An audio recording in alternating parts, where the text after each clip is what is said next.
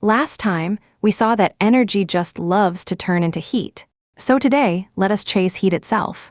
And we begin with a sneaky question. Are heat and temperature the same thing? They sound the same, don't they? But watch this. Here is a single spark flying off a firework. Each tiny piece in it is jiggling like absolutely crazy.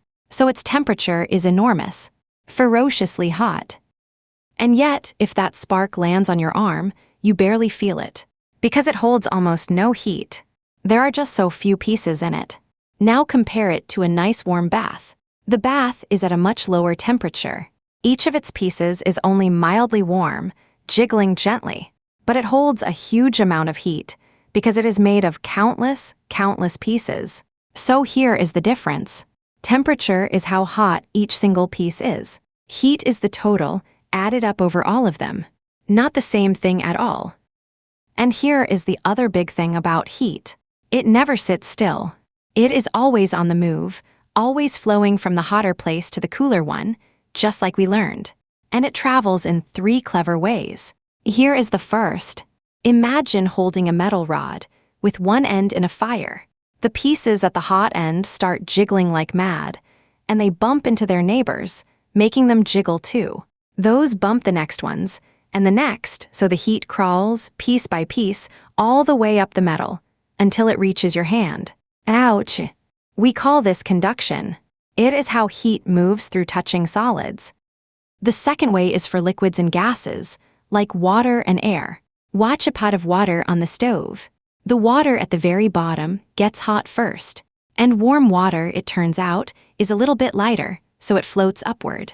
As it rises, cooler water sinks down the sides to take its place, gets warmed, and rises too. Round and round it rolls. This is called convection.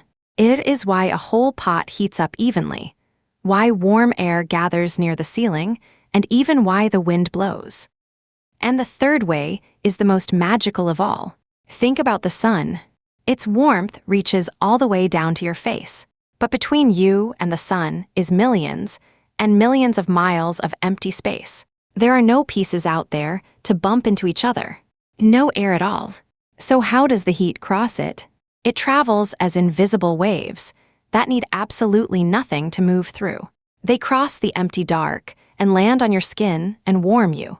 This is called radiation. It is heat flying through nothing. So gather up your treasures for today. Heat and temperature are not the same. Temperature is how hot each piece is. Heat is the total. And heat travels 3 ways. By conduction, through solids. By convection, in liquids and gases. And by radiation, across empty space. 3 sneaky paths for heat on the move. But that third way has left me wondering about something wonderful. Radiation travels as waves.